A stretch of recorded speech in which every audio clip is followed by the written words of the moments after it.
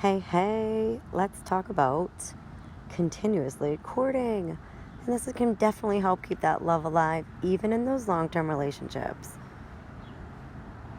Today, we are going to get in to an episode that focuses on fostering how the outlook can be so much healthier when you have that. We can totally continue to date each other. It's totally, just you don't stop. And sometimes we get out of tune with it. We stop dating each other.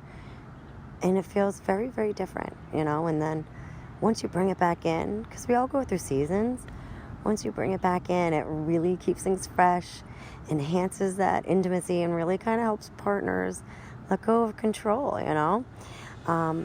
So really the importance of this is you get complacent, right? Sometimes I'm a little bored. We do the same thing. We come home, we Netflix, we chill, we diddle, meh. And it's, continuous dating definitely keeps the relationship dynamic exciting, and yeah, you really put effort and a look into your dating. So really oh my goodness, can you remember the first date that you went on with your spouse? Oh, think of that. Where'd you go? What did you do? And then as you consider your relationship, can you recall the anticipation you felt looking forward to the next time you'd be together?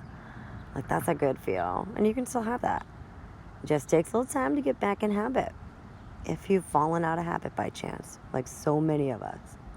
Also, too, psychological benefits. Regular courting can actually just like I said, rekindle that initial attraction and foster a deeper connection, because this is what brought you together to begin with. You get to relive it over and over and over. It helps prevent stagnation too, It's there's effort that goes into dating, that kind of helps prevent the relationship becoming stale for both partners. Now it keeps them engaged and invested. I'm all right, I got something to look forward to. I get to plan this, Oh, I'm looking forward to it. Can't wait for their reaction. So it's do you remember the energy that you spent planning the details of these dates in the past? Oh, recall real quick that thoughtfulness that was in there as we try to win our spouse's heart, right? So they're all flooding back. It's good, man. It feels so good. I'm thinking back right now.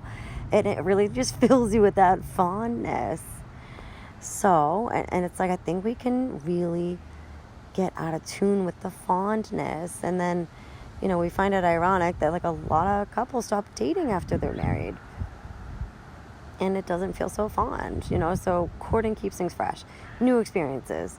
Breaks that routine and rediscovering each other.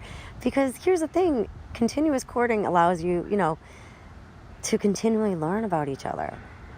If we're rediscovering new hobbies and activities, it evolves around our interests, our desires, and our dreams. So everybody's changes throughout their life. And even if it doesn't, what if you gave the opportunity for things to be rediscovered about each other, about yourselves? Yeah, so breaking out of that routine.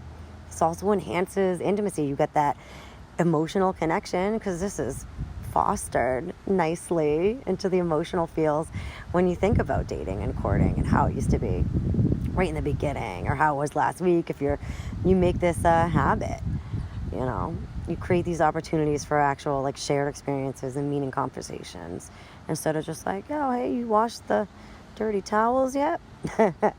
You get that physical intimacy too. We have these little romantic gestures that go into it. Will they pull out your chair and will you let them? And will they open the door and will you let them? It really just helps maintain that little spark. And it builds trust. It's consistently putting effort into courting each other really demonstrates commitment, reliability. That really makes a big, strengthening cement trust between your partners. Absolutely. Trust is real important, man. It takes a bit to build it up like a brick wall, A couple bricks can fall out here and there. Just focus on filling the bricks that are empty too. Just a quick side note. Also too, if you're I don't want to be the one to always plan. You know, you can share responsibilities. Allow your partner to plan dates and like make these romantic gestures, you know, and you don't have to be in control. So tapping into, you know, your femininity here and just being a little bit helpful, you can give them a direction, you know, like some people don't want to have the decision be up to them totally. However, if you get, you know, feedback from your partner, like, I'm thinking Italian, you go with that. Then you have the option for a couple different places nearby, right? Instead of just all the choices. Sometimes I'll even get a spin the wheel. It says different things like tacos, wings, pizza, burgers, salad. So no one has to actually make a choice about it. Making choices and like being responsible for like planning the things can be difficult sometimes. So much more helpful though when you have different ways to keep it super fair. So you really just let your guard down and trust your partner that they'll, you know, definitely plan a good date. You trust them in so many other aspects too. So it's really like an empowering situation. You're giving them like a chance to, treat you to something nice. So super practical, easy tips, surprise gestures, you know, regular date nights, and then definitely just like embrace that variety. That's definitely the third thing. So each year, the National Marriage Project provides insights into various elements of marriage. So in 2012, in their report, they highlighted the importance of date nights. So actually using data from a nationally representative sample, these researchers found that couples that maintained regular date nights after marriage were 3.5 times more likely to describe their marriage as very happy.